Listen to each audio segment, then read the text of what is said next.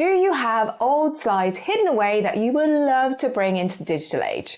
Well, I have you covered with how to digitize your old slides. Whether you've got boxes of family memories or professional work, I'm going to show you how to bring those slides into the digital age, and make sure you stick around until the end because I'll share my pro tip that will help you get the best quality from your scans. Why digitize your slides? So why should you digitize your slides? Well, digitizing preserves your precious memories and makes them easily shareable with friends and family. It protects them from physical damage over time as well. Plus, once they're digital, you can edit and enhance them to bring out the best quality of those precious memories. Oh, and for me, they are my absolute favorite thing to digitize, as they are like little pockets of hidden memories that stand the test of time. The colors are amazing. What you'll need: scanner options. Here's what you'll need to get started: a good quality scanner that supports slides, a slide holder or tray, and of course, your computer. But what options do you have for scanners? Epson Perfection V600 or V850. The Epson Perfection range are a range of flatbed scanners that use transparency units to scan your slides. They are great because they are high-resolution scanning for both slides and film, and they're easy to use with some pretty decent software. They're also great because they're versatile and they work with both photos and documents as well. However, these scanners are not cheap and are slightly bulky. And if you are scanning at high resolution, you are going to need a lot of patience, as it's going to take some time. Plustek Optic Film 8200i SE. As an alternative to a flatbed scanner, there are some dedicated negatives and slide scanners out there, which is exactly what the Plustek Optic Film 8200i SE is. It will scan at a resolution of 7200 dpi, so it will give you an excellent image quality. But what is great about these is that they are compact and portable.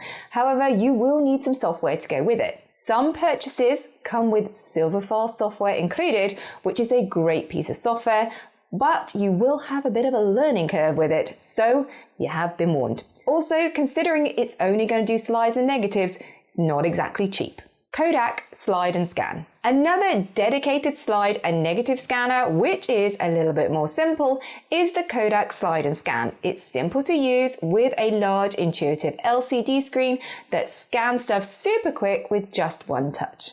And it is pretty versatile with multiple film and slide formats supported. It's pretty compact and portable. However, being small, you do end up with a lower resolution compared to a dedicated flatbed scanner. And the software is pretty limited with only basic editing capabilities. Mobile Film Scanner. But if you want to go super cheap and super basic, there are these nifty things called mobile film scanners, like this Kodak version, which essentially it relies on your phone to scan the images. It has a light underneath, you stick your phone on top and you take a picture of the slide or negative and use online apps to convert them into images. However, obviously, this is going to be entirely reliant on the digital quality of your phone, so these are not going to be high-resolution scans that you can enlarge and put on the wall, but a super quick way to get some of your images scanned. Preparing your slides.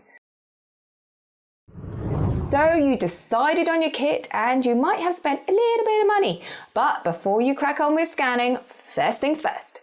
Preparation is key. Handle your slides by the edges to avoid fingerprints and dust. If they are dusty, you can use a soft, lint-free cloth or a can of compressed air to clean them gently. Or I like to use a gentle brush to get into those corners. Place the slides in the holder, making sure they are aligned properly before you scan. Scanning the slides. Now let's get on to the actual scanning process. Open your scanner software on your computer if it's needed. Make sure to select the highest resolution available, typically 2400 dpi or higher. This ensures you capture as much detail as possible.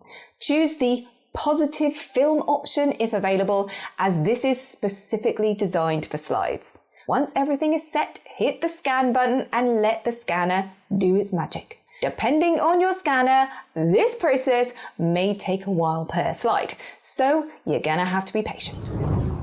Editing and enhancing your scans.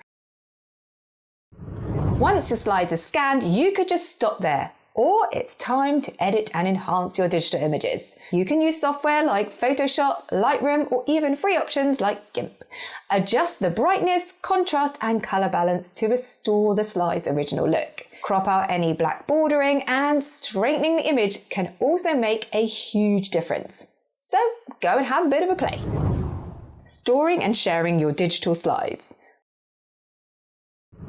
Finally, once you've digitized and edited your slides, make sure you store them safely. Use external hard drives, cloud storage, or a bit of both to make sure they are backed up. And now that your slides are digital, you can easily share them with friends and family, create digital photo albums, or even print them out. My pro tip.